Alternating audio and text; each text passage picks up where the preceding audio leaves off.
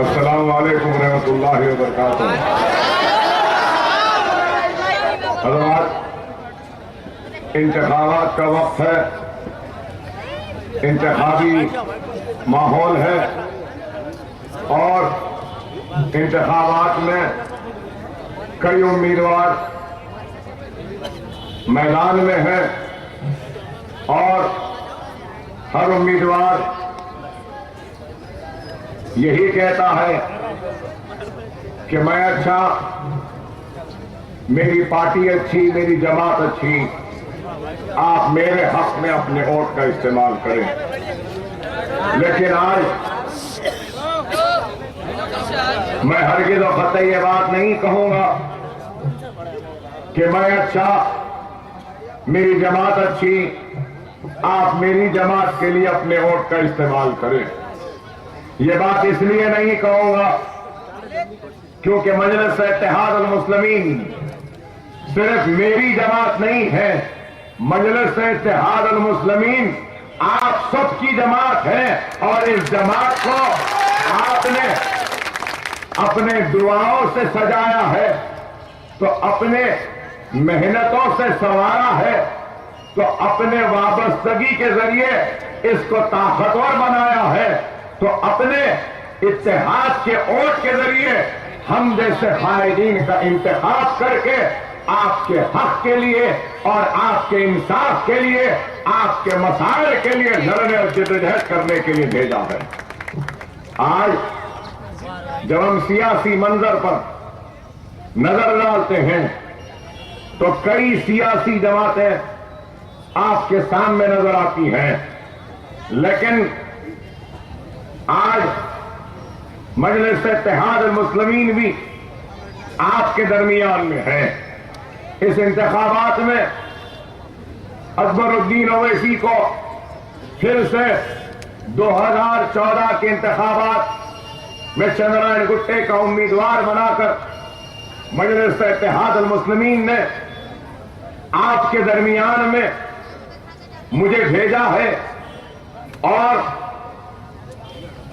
इसलिए भेजा है कि मैं आपके एतमाद को फिर से हासिल करूं, आपके भरोसे को फिर से हासिल करूं, आपको जमात के करीब लाऊं और आपके वोट के जरिए मुंतखब हो और मुंतखब होकर मजलिस इत्तेहाद अल मुस्लिमीन के रुकने असम्बली की हैसियत से ऐवान असम्बली में आपकी नुमाइंदगी कर सकूं, आपकी आवाज बन सकूं।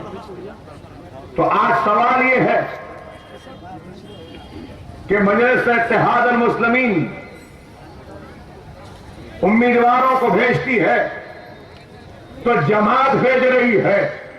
अहमियत जमात की है, इनफरादियत की नहीं।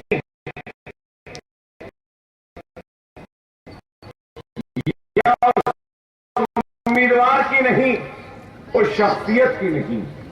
अहमियत जमात की होती है और जमात बाकी रहने वाली है।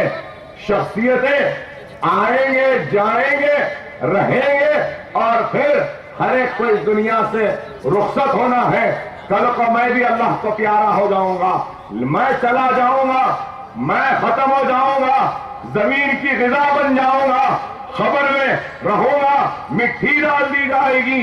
लेकिन याद रखो, जमात कायम व दायम रहेगी और मुझे अल्लाह की जात पर भरोसा है कि मजलिस इत्तेहाद अल मुस्लिमीन रोज़ क़यामत तक कायम रहेगी, दायम रहेगी और आपकी नुमाइंदगी करते रहेगी। मजलिस इत्तेहाद अल मुस्लिमीन कोई तारुफ की मोहताज जमात नहीं है। ये वही जमात है जिसको कभी लोगों ने जाहिलों की जमात कह के मुखातिब किया था, कभी लोग हमारी जमात को रक्षेवालों की जमात कह के मुखातिब करते थे, कभी लोग इस जमात को पुराने शहर की जमात कह के मुखातिब करते थे, कभी लोग इस जमात को पुल के उस पार की जमात कह के मुखातिब करते थे। लेकिन मजलिस इत्तेहाद अल मुस्लिमीन की अपनी एक तारीख है और उस तारीख को कोई झुटला नहीं सकता। मजलिस इत्तेहाद मुस्लिमीन का हिया पुलिस सेक्शन के बाद हुआ और कैसे दौर में हुआ। यहां नौजवान खड़े, तो अपने जमात की तारीख से भी वाकिफ हो जाओ कि मजलिस इत्तेहाद मुस्लिमीन का जब अहिया हुआ तो उस वक्त हमारा तख्त लुट चुका था, ताज अजायब घर की जीनत बन चुके थे, हमारी लहलाती हुई खेतियां उजड़ चुकी थीं, हमारे पास कुछ भी नहीं था, हमारी जागीरें लुट चुकी थी, हमारे मनसब लुट चुके थे, हमारी इनाम के नाम पर जमीनात चले गए, हमारे पास कुछ भी नहीं था, सिर्फ खौफ था, मायूसी थी। और फिर अगर हम पंडित सुंदरलाल की रिपोर्ट को देखें तो पंडित सुंदरलाल ने अपनी रिपोर्ट में लिखा था कि 1.5 लाख लोगों का कत्ले आम हुआ था। ऐसी तबाही, वो बर्बादी और मायूसी के बाद उस दौर में जमात का अहिया किया गया। और जमात का अहिया किसने किया? जमात का अहिया मरहूम सदर अब्दुल वाहिद ओवैसी अलैहिर्रहमान ने किया, जिनको आप और हम फख्र मिल्लत के नाम से याद करते हैं। और जब अहिया हुआ तो मजलिस का न दफ्तर था, न मजलिस के नाम लेने वाले कोई थे, न मजलिस के जलसे मुनक्किद करने वाले कोई थे, न मजलिस के स्टेज पे बैठने वाले कोई थे, न मजलिस के जलसों में सुनने वाले कोई थे।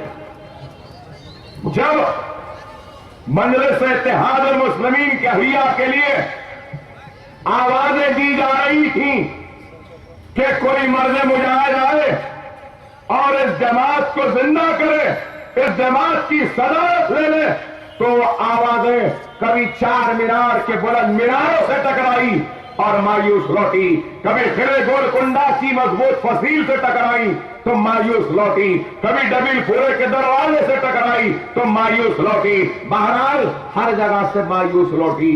और आखिर में अब्दुल वाहिद ओवैसी साहब ने इस जमात के सदारत का कांटो भरा ताज कबूल किया और जमात का अहिया किया। और जब जमात का अहिया का जलसा हुआ तो इसी सरजमीन चंद्रायन गुट्टे में हुआ। और चंद्रायन गुट्टे में रियासत नगर, वो जमाल कॉलोनी पिसरवंडे के पास, वहां पर मजलिस इत्तेहाद मुस्लिमीन का अहिया का जलसा हुआ। कहने वाले कहते हैं कि 3.5 लाख का मजमा आया था और जलसा हुआ। अब्दुल वाहिद ओवैसी को अवाम ने मजलिस का सदर मुंतखब किया और सदर मुंतखब हुए।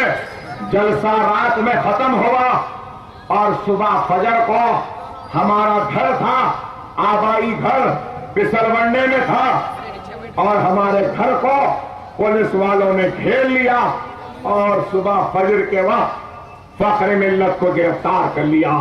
चंचलगुड़े की जेल में ले जाकर कैद कर दिया गया, 5.5 फीट के कमरे में डाल दिया गया, 11.5 महीने के लिए जेल में रहे, 1 दिन 2 दिन नहीं।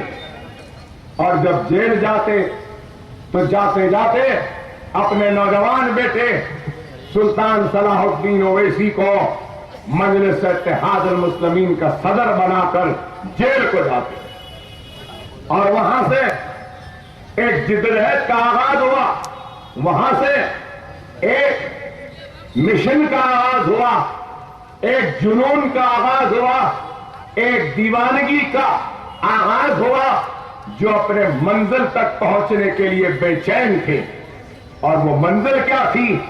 वो मंजिल थी तो आपके दिलों से खौफ को निकालना, मायूसी को निकालना, मुत्तहिद करना, एक जगह पर लाकर खड़ा करना और अपने मसाइल के लिए, अपने हक के लिए जिद्दोजहद का आगाज करना।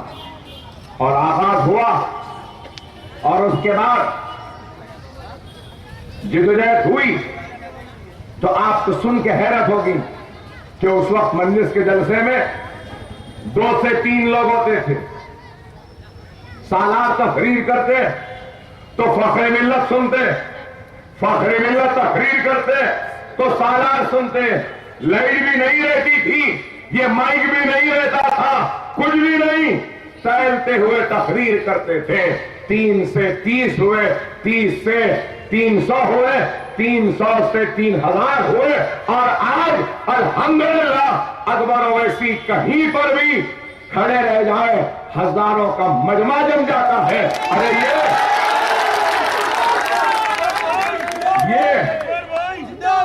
ये कोई मेरा कारनामा नहीं है, ये मेरी मेहनत नहीं है।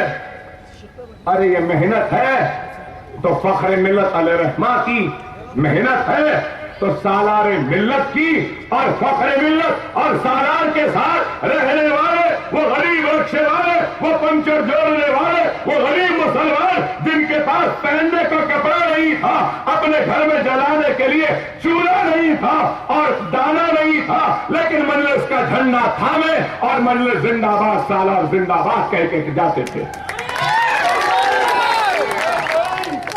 अल्लाह फख्र मिल्लत, सालार मिल्लत और उनके साथ खाने से खाना मिलाकर काम करने वाले अशखास वो बुजुर्ग जो इस दुनिया में नहीं है, अल्लाह इन सब के खबरों को नूर से भर दे कि ये कारनामा। और उसके बाद दारुस्सलाम हासिल किया। दारुस्सलाम कहां था? चले गया था, फायर ब्रिगेड का दफ्तर था। 15-20 वर्ष तक दारुस्सलाम गवर्नमेंट के कंट्रोल में था, उनके पास था। 70 के दहे में दारुस्सलाम का मुकदमा लड़े, फख्र मिल्लत दारुस्सलाम को हासिल किया, दारुस्सलाम का पोजीशन लिया। उसके बाद सालार मिल्लत ने उस वक्त के चीफ मिनिस्टर से कहा कि इतने बरस हमारा दारुस्सलाम तुम्हारे पास था, तो इतने बरस का किराया हमको दो। तो किराया लिया, तो फिर बोले सिर्फ किराया नहीं, ये किराया जो नहीं लिया इसका इंटरेस्ट भी दो, और इंटरेस्ट भी हासिल किया। और उस इंटरेस्ट से आए 100 पैसों से सबसे पहले अगर कुछ किया तो दारुस्सलाम में ITI इंस्टीट्यूट को कायम किया, गरीब बच्चों को रोजगार और हुनर की तालीम के लिए एक ITI इंस्टीट्यूट और वालगा होटल और नीचे के मलगियों को तामीर करवाया, ताकि उस किराए से जमात का काम चल सके। ये आगाज था। आगे बढ़ते गई मजलिस इत्तेहाद अल मुस्लिमीन जिंदगी के हर शोबे में आपकी नुमाइंदगी, आपका काम करती आई है। एक सियासी जमात तालीम के मैदान में काम करी, ये आपकी मजलिस सेहत के मैदान में काम करी, ये आपकी मजलिस बुनियादी तालीम पर काम करी, ये आपकी मजलिस प्रोफेशनल कॉलेजेस के मैदान में काम करी, ये आपकी मजलिस रोजगार के मौके फराहम करने के मैदान में काम करी। ये मजलिस आपकी इज्जत व इस्मत की हिफाजत के लिए काम करी। आपकी ये मजलिस आपके बस्तियों के तहफ़्फ़ुज़ के लिए भी काम करी। आपकी ये मजलिस जब फिसादात होते तो आपके दरमियान में खड़े होकर आपके जान और माल की भी हिफाजत की। इस बात से कोई इनकार नहीं कर सकता। अरे अगर आज लोग कहते हैं कि मजलिस अच्छी नहीं है, मजलिस खराब है, मजलिस काम नहीं करती, या मजलिस कम काम करती है, मजलिस ऐसी है वैसी है, जो भी बातें हैं, अरे आप मजलिस है उस वजह से कह रहे हैं कि काम कर रही है नहीं कर रही, पूरा कर रही है नहीं कर रही, मुकम्मल कर रही है नहीं, अच्छा या बुरा। अगर मजलिस ही नहीं रहती तो फिर किसको बोलते, किससे लड़ते और क्या बोलते।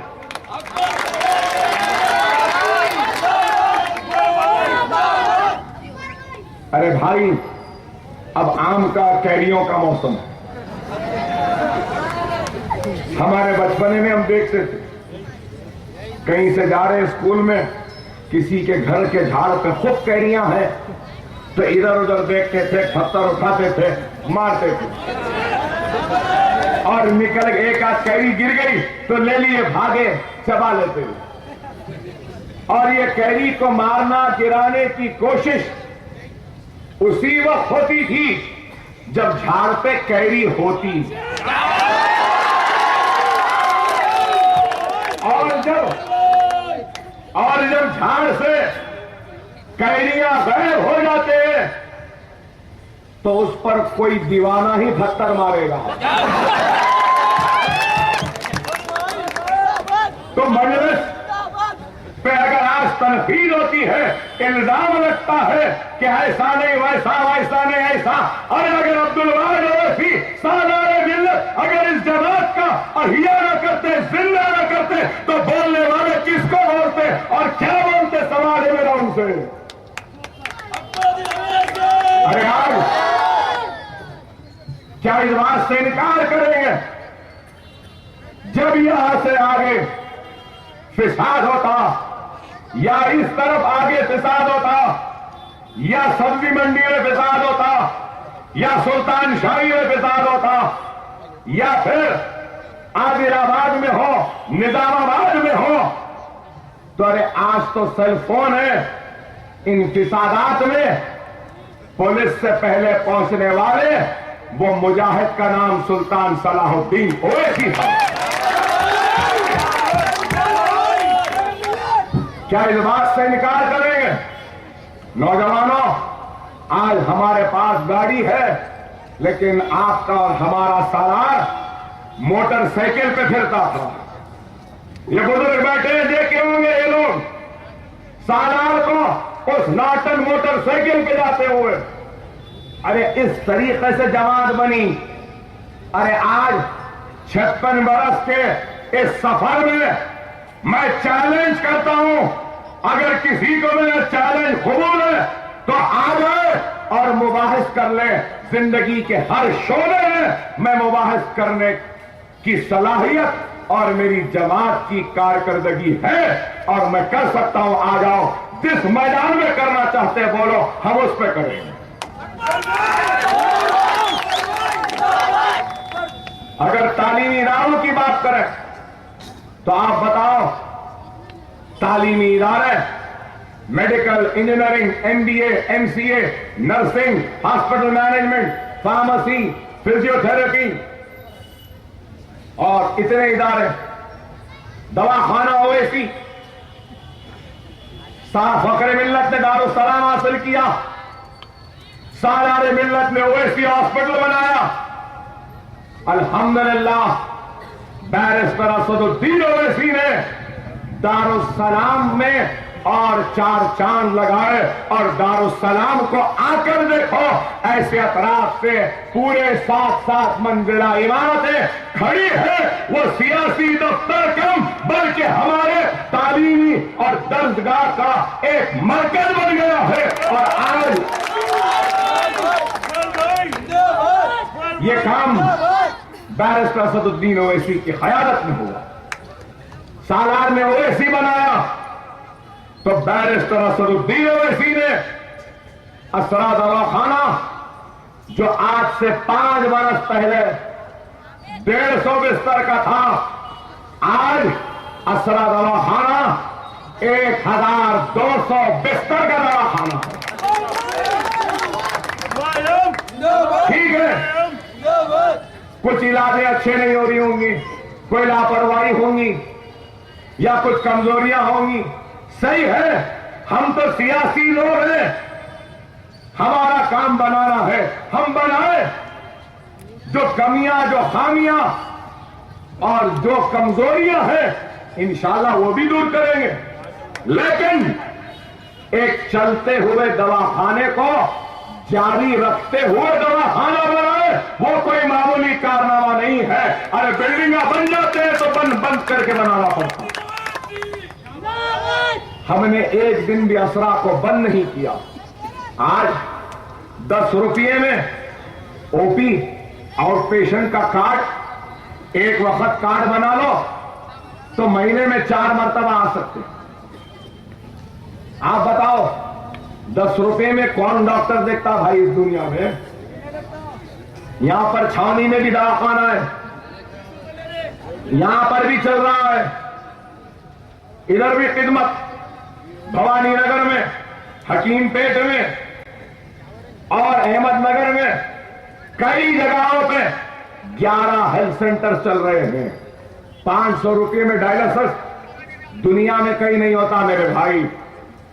₹500 में डायलिसिस, ₹500 में सीटी स्कैन, ₹3,500 में एमआरआई, ₹800 में जदगी, 1200 या 2000 के करीब में सिजेरियन, आंख का ऑपरेशन कैटरैक्ट का फॉरेन लेंस के साथ, बाहर का लेंस डाले तो उस लेंस के साथ आंख का ऑपरेशन ₹1500 में। एंजियोग्राम, दिल में कहीं रगों में खून की रुकावट है क्या, ऐसा पैर से डाल के देखते हैं, वो कितने में? ₹5000 में। और अगर रुकावट है तो स्टंट डालते हैं, एंजियोप्लास्टी, वो कितने में? वो कितने में? ₹25,000 में। और उसके बाद अगर ओपन हार्ट सर्जरी हो जाए तो 1 लाख से कम 80,000 में ओपन हार्ट सर्जरी भी। अरे आप बताओ ये काम कौन कर रहा? मजलिस कर रही। ये सेहत के मैदान में, तालीम के मैदान में, बुनियादी तालीम में, अंबरपेट में स्कूल, वहां के बच्चे पूरे फर्स्ट क्लास आते हैं। नरसीपुरवा, क्या मजमे में ठहरे लोगों से मैं कहूंगा, मुझे नहीं मालूम आप लोगों ने नरसीपुर बाग के मदरसे की इमारत को देखा है या नहीं? जो नहीं देखे जाकर देखो, 7 मंजिला इमारत खड़ी है, ₹5.5 करोड़ की लागत से बनाई गई इमारत है।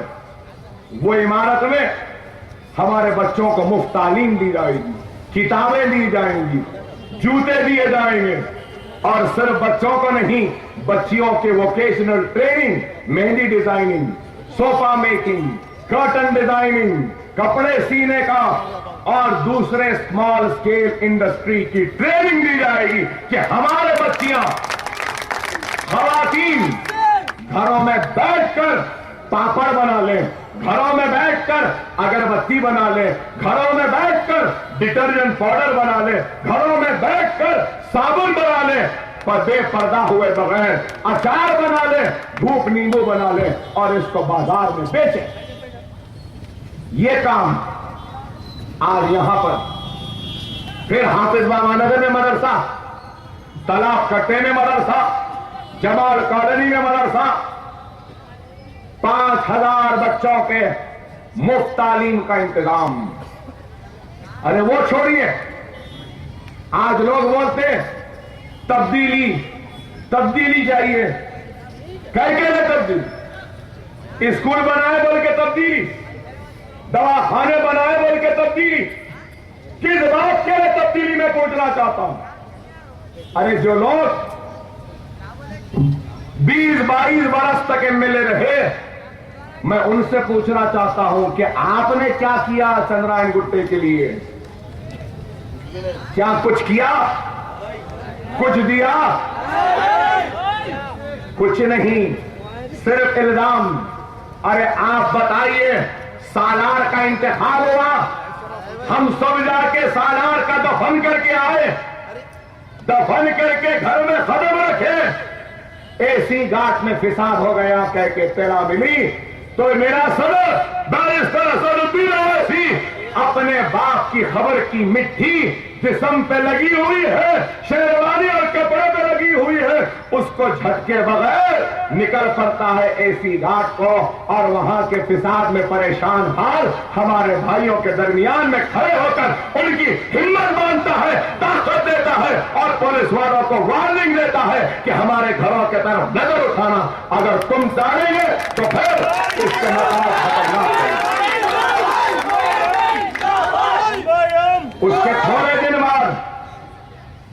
में वटोली का फिसाद हुआ। वटोली कौन है? रात की तारीकी में अकेला तन्हा निकलने वाले का नाम असदुद्दीन ओवैसी है। अधोनी में फिसाद हुआ, कौन गए? मजलिस गई। संगारेड्डी में फिसाद हुआ, कौन गए? मजलिस गई। करनूल में तूफान आया, कौन गई? मजलिस गई। आसाम में फिसाद हुआ, कौन गए? मजलिस गई। गुजरात में फिसाद हुआ, कौन गए? मजलिस गई। मुजफ्फरनगर में हुआ तो अब भी कौन गए? अरे यहां पर हैदराबाद में रामनवमी और हनुमान जयंती के नाम पर कौन सा साल का 2010 शायद 2010 में वो फिसादात के बाद कर्फ्यू हुआ। लोग घरों में भूखे मर रहे थे, परेशान थे, मासूम बच्चे दूध के लिए बिलबिला रहे थे। मैं पूछना चाहता हूं, तब्दीली की बात करने वाले क्या एसी घाट में नजर आए? क्या वटोली में नजर आए? क्या आदिलाबाद में नजर आए? क्या अधोनी में नजर आए? क्या संगारेड्डी में नजर आए? क्या करनूल में नजर आए? क्या आसाम में नजर आए? क्या गुजरात में नजर आए? क्या मुजफ्फरनगर में नजर आए? अरे जान दो, वो तो दूर है, शायद खर्चा पानी नहीं होगा जाने का, नहीं गए होंगे। अरे यहां 2010 में जब हमारे घरों पर हमले हो रहे थे, हमारे बच्चे दूध के लिए प्यासे बिलबिला रहे थे, भूख के आलम में थे, फाफे के आलम में थे, उस वक्त मैं पूछना चाहता हूं, कोई सियासत वाला नजर आया?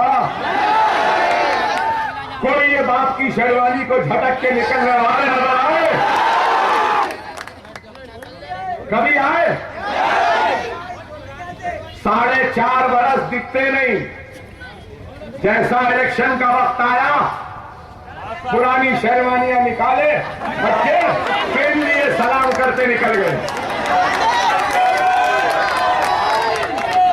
अरे अगर किसी को चंद्रयान गुट्टे की जीतने की हसरत है, ख्वाहिश है, तो चलो मैं भी कहूंगा कि अगर कोई मुझसे ज्यादा काम कर लेगा तो खुद ब खुद अकबर ओवैसी ये हल्का उसके हवाले करके चला जाएगा।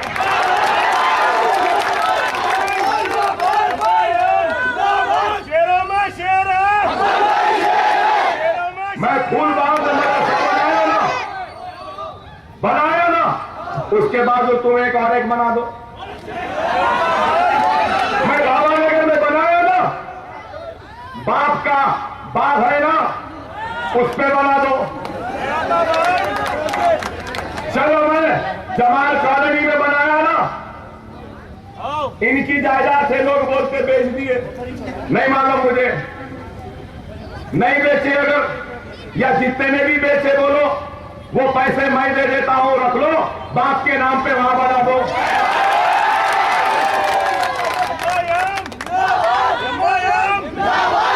नहीं, इनका काम क्या है? कुछ नहीं, आना, तफरीका डालना, बांटना, मुंतशिर करना और हमारे इत्तेहाद को कमजोर करना। खुदा मेरी बात को समझो, इत्तेहाद ताकत का नाम है, इत्तेहाद हयात का नाम है, इत्तेहाद जीत का नाम है, इंतशार मौत का नाम है, इंतशार कमजोरी का नाम है। अरे आज, अरे जहां हम खड़े हैं, लोगों ने मुझसे नाराजगी का इजहार किया, गुस्से का इजहार किया। क्या अकबर साहब इतना बड़ा तोड़ दे रहे हैं? आज आप बताओ, ये फ्लाईओवर, ये इतना बड़ा चौरस्ता क्या अच्छा दिख रहा है या खराब दिख रहा है? बताओ। अब ये फ्लाईओवर ऐसा जाएगा आगे, खत्म होगा। सादत नगर वाले छावनी में फ्लाईओवर के नीचे से जा सकते हैं, छावनी वाले नीचे से सादत नगर जा सकते हैं, इधर नीचे से ऐसे भी जा सकते हैं, नीचे से उधर भी जा सकते हैं। यहां पे राउंड अबाउट खूबसूरत फाउंटेन सब आ रहा, और फिर ये रोड आगे जाकर चौड़ी होगी, आगे जाके कुमारवाड़ी को जाती है, तो कुमारवाड़ी के पास फ्लाईओवर से उतरने वाली ट्रैफिक जैम और यहां से जाने वालों का ट्रैफिक वो भी जैम। अब चंद्रायन गुट्टे का फ्लाईओवर आगे तक आएगा, आगे तक आएगा, मस्जिद उमर फारूक से पहले खत्म होगा, और फिर ये जो रोड की ट्रैफिक है बिना खलल के, बिना रुके के, वो चंद्रायन गुट्टा इंस्पेक्टर का सर्कल इंस्पेक्टर और वो पीएस जो है वो रोड पर सीधे सीधे चले जाएगी। अरे ये हमारी सोच है, ये हमारी सोच है, हमारी प्लानिंग है। और ईदी बाजार कुमारवाड़ी से लेकर जमाल कॉलोनी तक रोड वाइडनिंग, उसके बाद हिमादिया फंक्शन हॉल और फिर राजू नगर का चौरास्ता, इस तरफ भी वाइडनिंग, इस तरफ भी वाइडनिंग, और वो रोड, एक रोड इंदिरा नगर में जाके मिलेगी तो दूसरी नगर शिवाजी नगर से आकर ये सामने बड़ी जो आउटर ये जो रिंग रोड जो जा रही है वहां जाकर मिलेगी। हाफिज बाबा नगर में शोएब होटल डिफेंस की दीवार, डिफेंस की दीवार से रोड 80 फीट की होती हुई सी ब्लॉक तक जाएगी, बालापुर तक, बालापुर से ऐसा अंदर जाएगी बाबा नगर में, और फिर डिफेंस की दीवार को काटती हुई 80 फीट की रोड बाबा नगर में बाहर निकलेगी। ऐसी रिंग रोड आएगी बाबा नगर। अरे कम पुराने शहर में आरटीए का ऑफिस कहां है बताओ? अरे आज चंद्रायन गुट्टे में आरटीए का ऑफिस आ रहा है बल्लागुड़े में, और मेरी बात को लिख लो, आरटीए ऑफिस 1 महीने में चालू हो जाएगा, लाइसेंस मिलेगा, आरटीए एजेंट होगा, गाड़ियों का रजिस्ट्रेशन होगा, और उसके बाद पुराने शहर की गाड़ियों की, ऑटोमोबाइल की, मोटरसाइकिलों की और सेकेंड हैंड गाड़ियों की और लाइसेंस बनाकर देने वालों का एक मरकज बन जाएगा चंद्रायन गुट्टा। कई लोगों को रोजगार मिलेगा। नैक का सेंटर, नैक कोर्स करो, खाना खाओ, और कोर्स कंप्लीशन के बाद सर्टिफिकेट ले लो, उसके बाद टूल किट ले लो, और फिर 20,000 से 30,000 की नौकरी भी दी जाती। अरे बताओ मेरे भाई, इलेक्ट्रिकल ट्रांसफार्मर और इलेक्ट्रिकल सबस्टेशन गाजी मिल्लत में 33 केवी का आया, पहले था बल्लागुड़े में ट्रांसफार्मर रिपेयर शेड। अगर हमारे पास आग लगी तो आग बुझाने के लिए फायर स्टेशन बालापुर के रोड पर, जहां पे 4 फायर इंजन रहेंगे। दवाखाने हैं, 14 दवाखाने हैं। अगर कोई पूछता है कि चंद्रायन गुट्टे में क्या हुआ, अरे चंद्रायन गुट्टे में एलकेजी से लेकर पीजी तक की तालीम का इंतजाम है। ऐसा हल्का चंद्रायन गुट्टा, सिर्फ इल्जाम लगाना, मुंतशिर करना, लोगों को बांटना, ऐसा कर देंगे वैसा कर देंगे। अरे मेरे भाई, मैं आपसे पूछूंगा, इस इलेक्शन में आपके हल्के से कौन जीतने वाला? अरे जोर से बोलो, कौन जीतने वाला है? जीतने वाला एहतियात से वादे करता है, एहतियात से। नहीं जीतने वाला तो कुछ भी बोल देगा, सोने की रोड बना दूंगा, चांदी के बंगले बना दूंगा, लैपटॉप दे दूंगा, अशरफी दे दूंगा, मोती दे दूंगा, बेरोजगारी दूर कर दूंगा, सबको नौकरी पे लगा दूंगा और तो क्या ऐसा कर दूंगा। अरे जब जीतना ही नहीं है तो देना कैसे? इस बात पे बोलने के लिए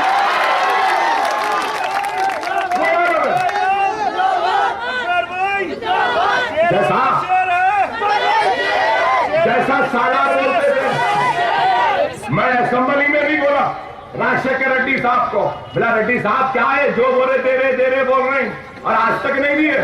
ऐसा दिख रहा एक बादशाह की दरबार में एक जबरदस्त गाने वाला बेहतरीन गाया, बादशाह खुश होके बोला वाह क्या गाया, इसको इतनी जमीन दे दो। और जबरदस्त गाया बोले इतने मोती दे दो। और गाया बोले इतने अशरफियां दे दो, इतने हीरे दे दो। और उसके बाद वो चला गया। 1 दिन 2 दिन 4 दिन 8 दिन हो गए। गाने वाला आखिर में बादशाह के पास गया और बोला सरकार मैं गाया, आप जमीन बोले जमीन नहीं मिली, आप मोती बोले नहीं मिले, अशरफी बोले नहीं मिले। तो फौरन बादशाह बोलता है तूने मेरे कान को खुश किया, मैंने तेरे कान को खुश किया।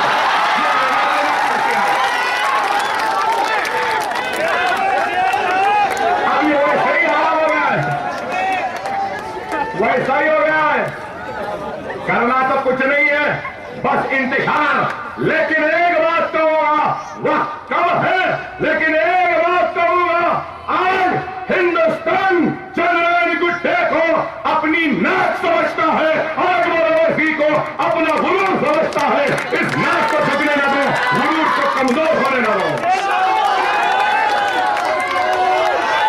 अरे आज ये मीडिया वाले जो अकबर ओवैसी को हेट बोले, हेट स्पीच हेट ये हेट वो बोले, आज सब देख रहे हैं कि चंद्रयान गुट्टे से अकबर ओवैसी कितनी मेजॉरिटी से जीतेगा। बंबई से, यूपी से, महाराष्ट्र से, कर्नाटक से, हर जगह से मुझे फोन आते हैं और सब जने मुझे पूछते हैं और कहते हैं अकबर भाई आप हमारी नाक हैं।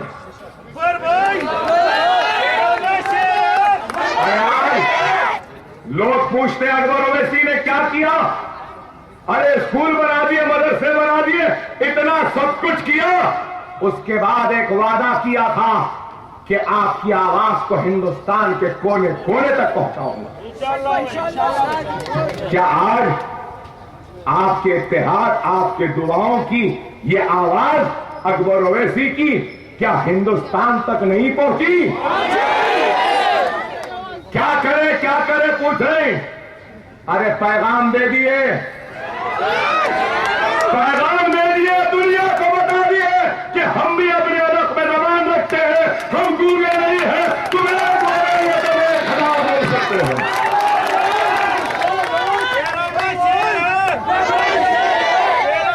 क्या हम ये काम करें नहीं करें?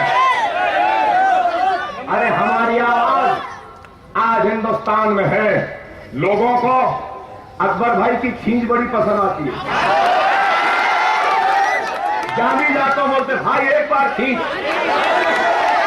अरे मैं आपको बोल रहा हूं, आपकी अकबर ओवैसी ने बंबई में, यूपी में, बिहार में, मध्य प्रदेश में और गुजरात में भी अपनी पतंग फैला दी है। पतंग फैल चुकी है। अब आप फैसला करो, मोदी को खींचना है या नहीं?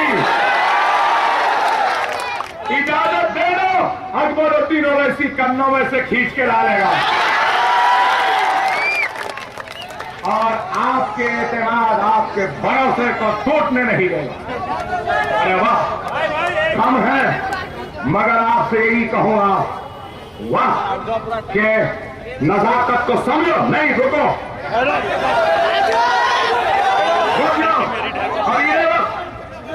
रुकिएगा।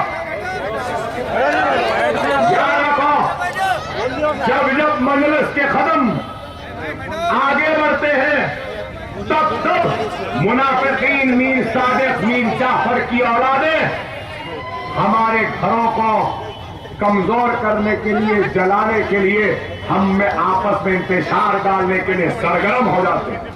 आज मजलिस आगे बढ़ रही है और ये मुनाफिकीन हमारे आगे बढ़ते हुए कदमों को पीछे लौटाना चाहते हैं ताकि हम घर की इबादत करें। खुदारा आप अपने घर की जमात मजलिस की इस हल्के की इबादत कर लो। अकबर ओवैसी आज वादा करता है कि 5 बरस बाद महाराष्ट्र, कर्नाटक और उत्तर प्रदेश से मजलिस के एमएलए को जिताकर आपके सामने पेश करेगा।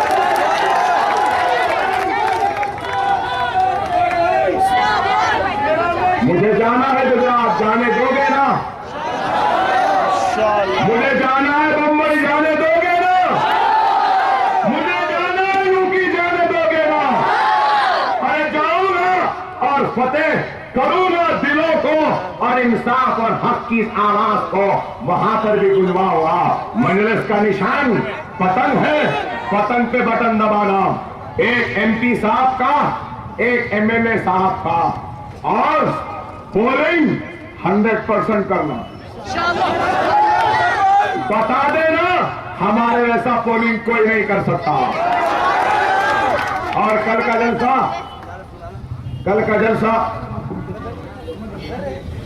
जलसा नहीं, इंशाअल्लाह कल का जलसा रैन बाजार या खुदपुरे में है। इंशाअल्लाह बाकी तकरीर वहां होगी।